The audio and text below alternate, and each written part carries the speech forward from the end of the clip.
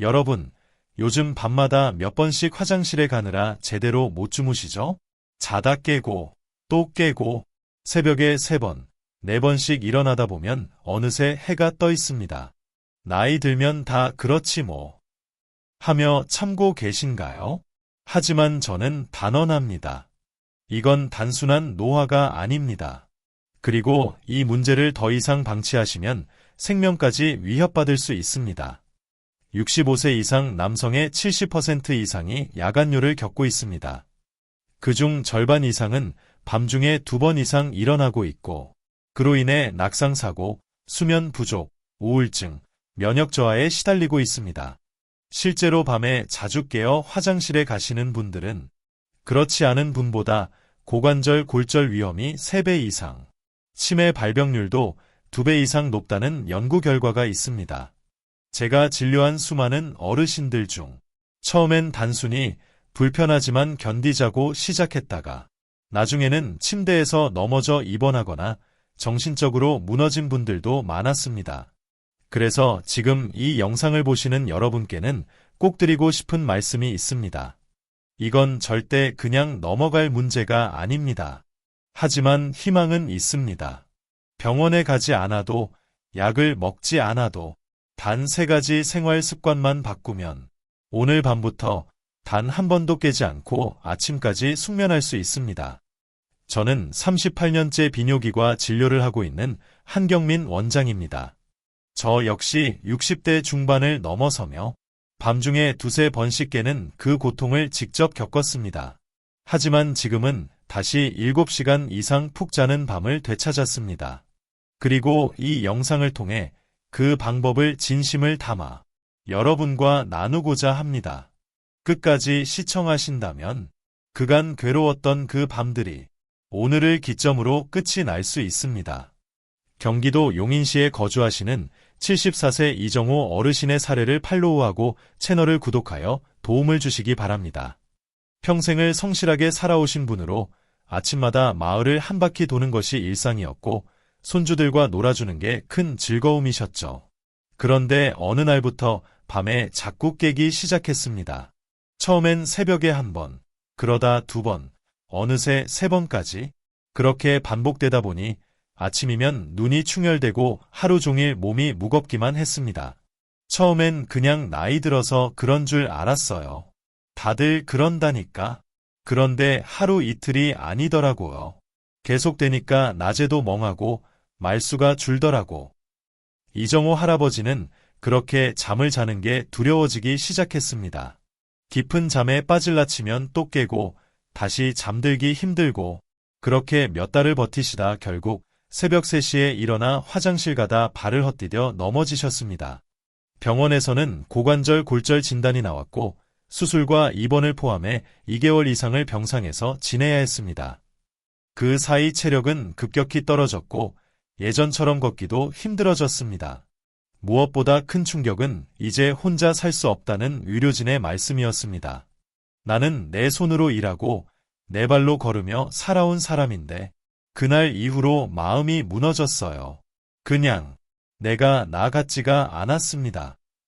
그런데 다행히도 정확한 원인을 알고 작은 실천을 시작한 후 상황은 조금씩 달라지기 시작했습니다. 이정호 할아버지는 병원에서 전립선과 방광 기능 검사를 받고 의사에게 생활 습관을 개선할 수 있는 방법들을 들으셨습니다. 그리고 그날부터 3가지를 실천하셨죠. 첫째, 저녁 6시 이후엔 절대 물을 마시지 않기. 둘째, 저녁 식사 후엔 다리를 높게 두고 쉬기. 셋째, 자기 전에 꼭 화장실에 1번 더 다녀오기. 이 단순한 3가지가 그의 밤을 바꿔놓았습니다. 불과 2주 만에 밤에 깨는 횟수가 3번에서 1번으로 줄었고 한 달이 지나자 단 1번도 깨지 않고 아침까지 푹 자는 날도 생겼습니다. 다시 아침 햇살을 보며 일어날 수 있다는 게 이렇게 감사한 일인지 몰랐어요.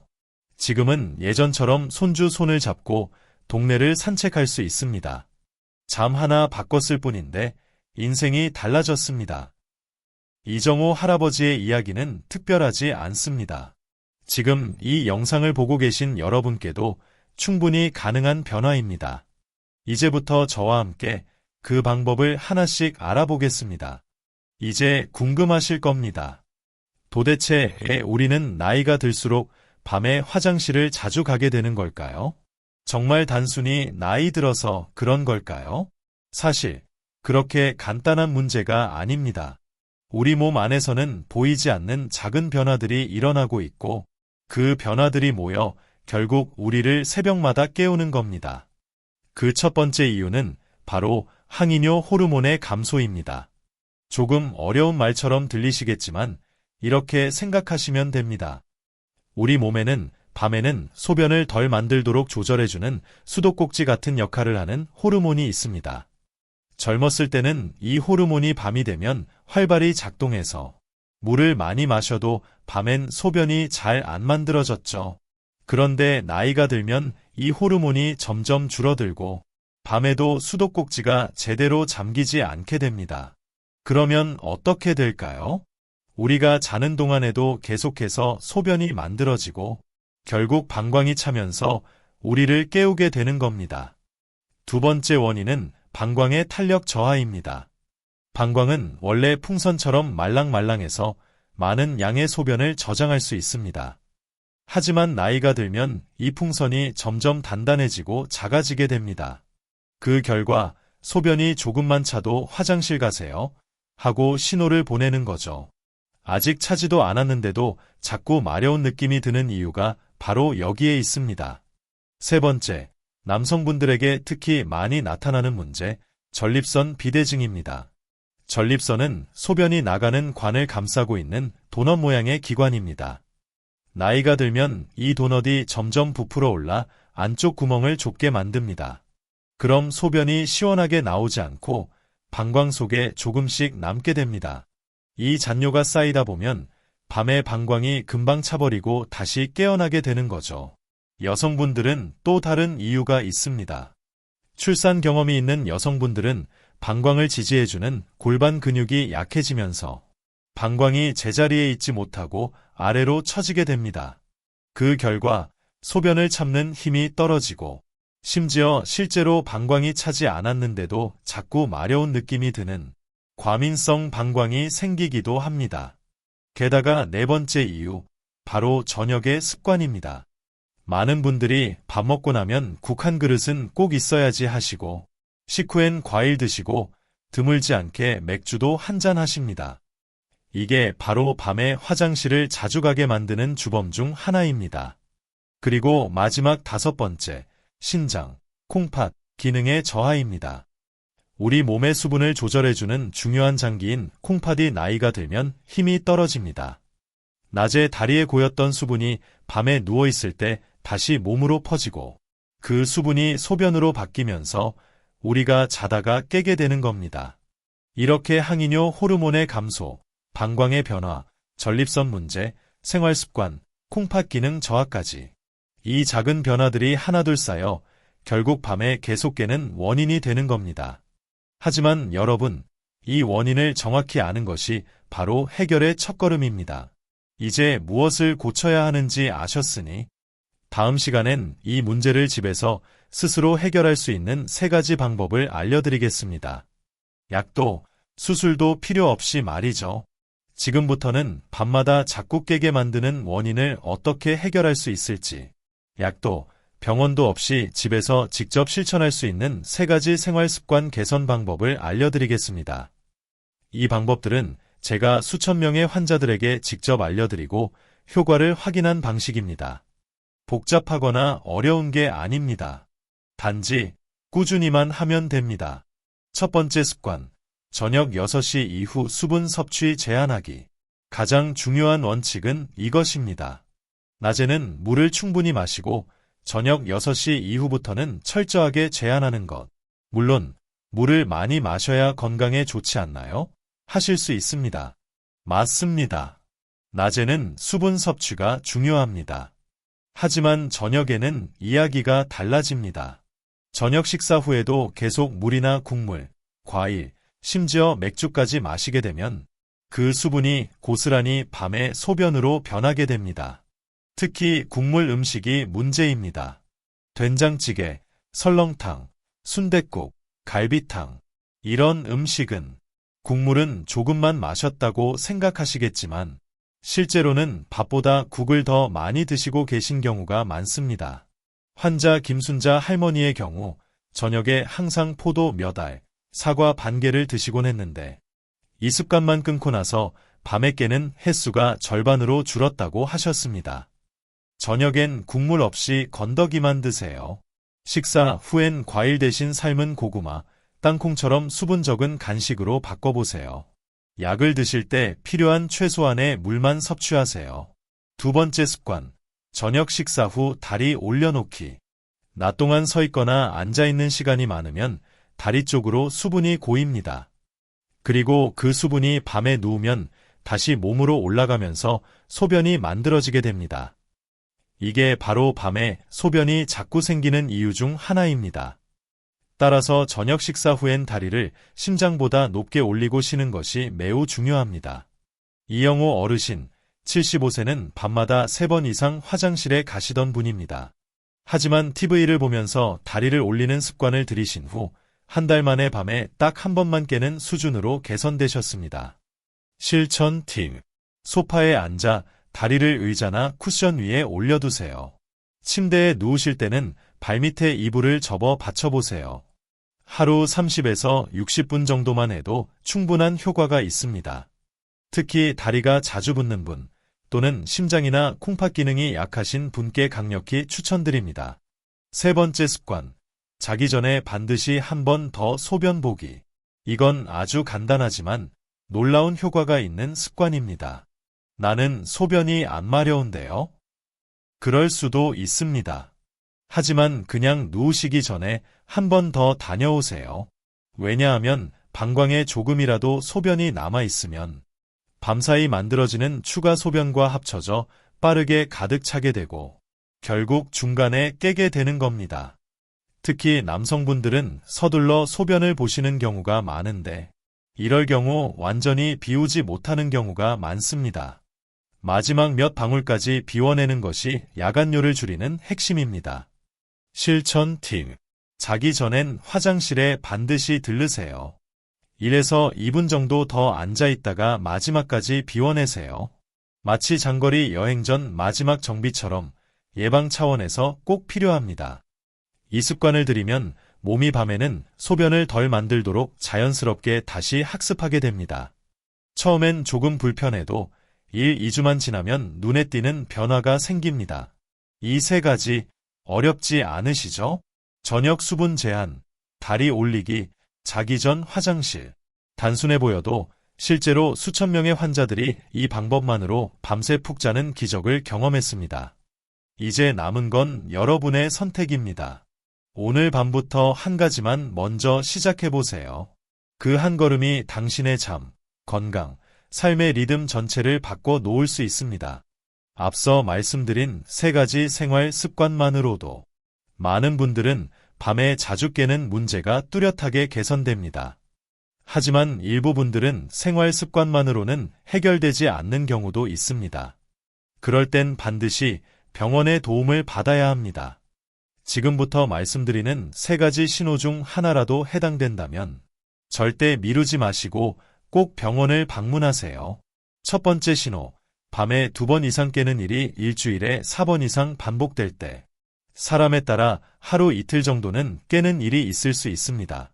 하지만 일주일 중 4일 이상 밤에 2~3번씩 깨고 있다면 그건 단순한 생활 습관 문제가 아닐 가능성이 높습니다.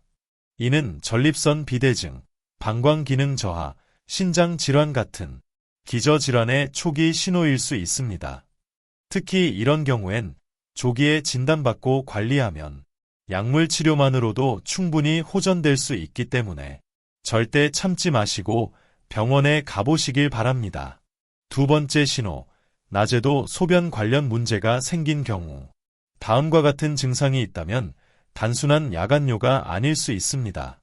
낮에도 소변이 자주 마렵다. 소변이 마려우면 갑자기 참기 힘들다.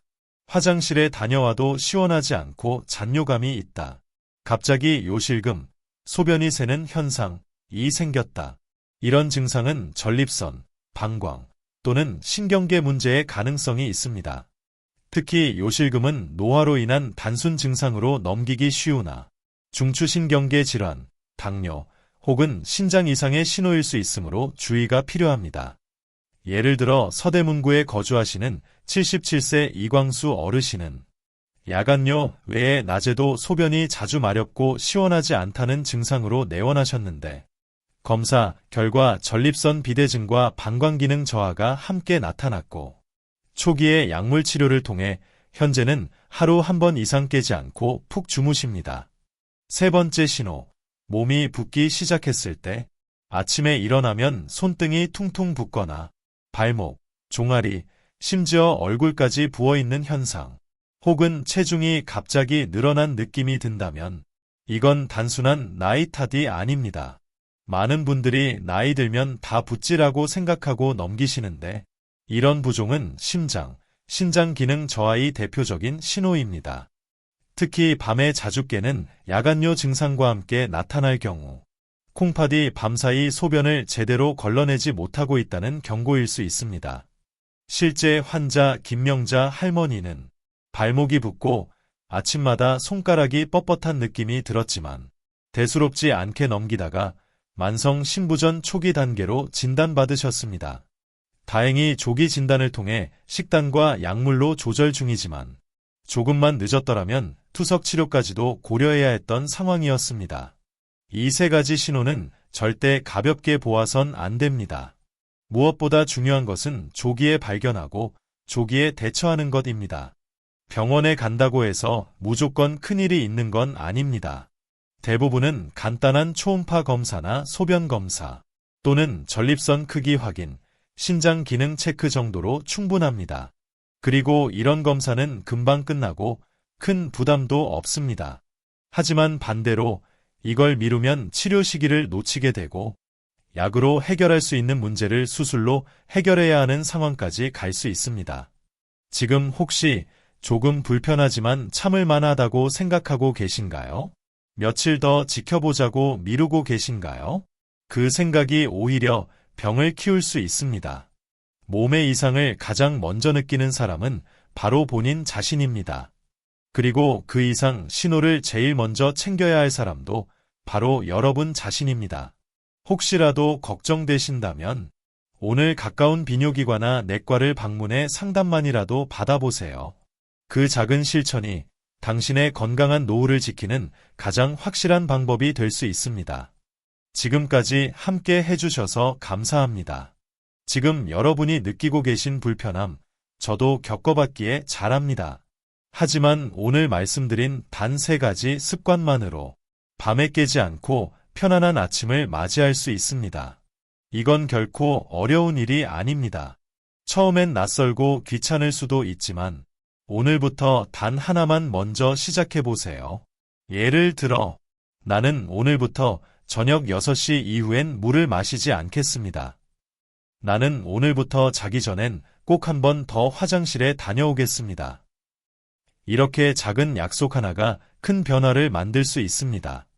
댓글로 여러분의 실천 다짐을 남겨주세요. 여러분의 한 줄이 누군가에게는 용기와 희망이 될 수 있습니다. 서로 응원하며 함께 건강을 지켜나가면 좋겠습니다. 그리고 이 영상을 소중한 가족, 친구, 이웃에게도 꼭 공유해주세요. 그리고 채널 구독하는 걸 잊지 마세요. 당신의 작은 나눔이 누군가의 밤을 지켜줄 수 있습니다. 오늘도 고생 많으셨습니다. 내일 아침 개운한 얼굴로 깨어나는 그날까지 저는 언제나 여러분 곁에 있겠습니다.